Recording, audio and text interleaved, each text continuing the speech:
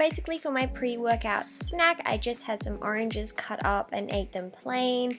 I like to have oranges before I work out because they're full of vitamin C and sugar, and it gives me a lot of energy for whatever workout I decide to do at the gym.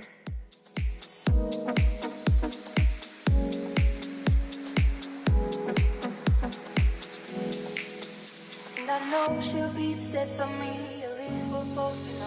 And she'll always get the best of me, the worst is yet to come.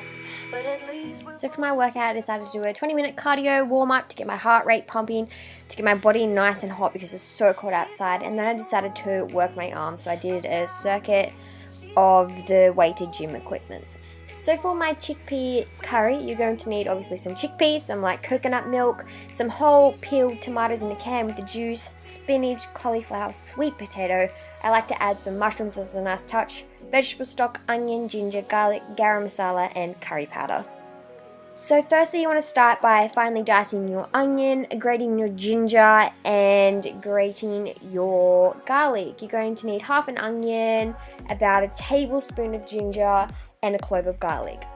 Next, you're going to saute that in a little bit of water until the onions are slightly translucent, and then pop into your slow cooker. Add the chickpeas, make sure they're rinsed and washed out of the brine. Then add a can of whole tomatoes, the juice is included. Add 1 cup of vegetable stock or 250 milliliters. And what you want to do is add in a full can of light coconut milk. Then what you want to do is add your cauliflower. Unlike what I have done, I've just completely spilled it, so make sure you just pop it in.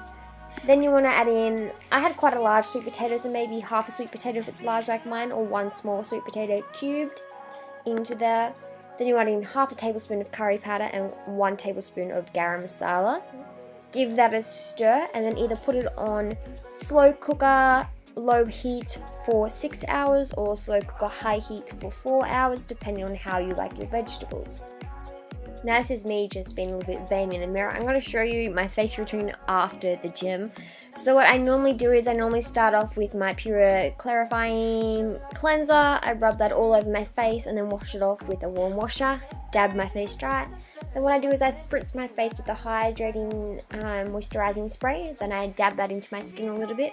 Then what I do next is add in this rose hair pomegranate oil combination. It's really good for acne scars. So I rub that into my face and then I finish it off with the moisturizing cream. Now for all of you wondering, Cosmea, yes, does not test on animals, and yes, is vegan friendly, besides 2 products, which are the lip balm. Alright, so to make the oil-free donuts, you're going to need some brown flaxseed milk, some bicarb soda, some baking powder, some vanilla essence, almond milk, apple cider vinegar, some oat flour, white sugar, and some apple slices to make some applesauce. So basically, I followed a recipe by Basic Vegan Bitch, Mr. and Mrs. Vegan, to create oil-free donuts. The link will be in my bio for the video, so you can check out the original. But basically, this is how I made the recipe with a little alteration. In one bowl, you'll have your dry ingredients, and in another bowl, you'll have your wet ingredients. Firstly, in the dry bowl, you want to combine 1 cup of oat flour with 1 to 2 teaspoons of baking powder and 1 to 2 teaspoons of baking soda. In my wet bowl, I combined my applesauce, so 1/4 cup of applesauce, 1/2 cup of sugar, 1 teaspoon of vanilla extract, 1 teaspoon of apple cider vinegar, 1 tablespoon of ground flaxseed, and 1/2 cup of almond milk into a bowl. So how I make my applesauce is I just put a few slices of sliced apple into a microwavable proof container. I put a little bit of water in there and I just microwave it for about 30 seconds until the apple is nice and hot. Slender blend it till it's completely smooth. You want to combine it to your dry bowl.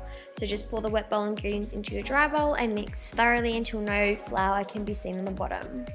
After that, you just want to simply put your mixture into an oven-proof tin and then bake at 180 degrees Celsius for about 15 minutes until golden brown. Just a classic cinnamon sugar donut. So I just combined a little bit of white sugar with a little bit of cinnamon, mixed it together, and that was that done. That was the cinnamon sugar done. You can buy cinnamon sugar at the store, but I had this, so I made it like this.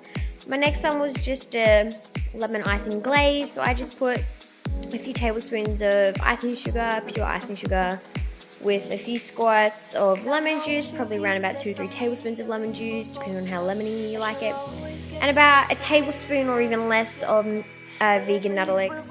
butter alternative. And then I mixed that all up together, and that created the glaze itself. My next one was a chocolate. So what I did was just put a few squares of dark cooking chocolate that was vegan into a saucepan and melted it until it was silky and shiny. Then I just went about combining everything together. You have to get creative with your toppings. Put anything you want on there. You can make them as extravagant or as simple as you like. They were oil-free, delicious, healthy, depending on what you put on top of them. And yes, definitely try this out. Go crazy with it. Enjoy your donuts. They definitely taste really good.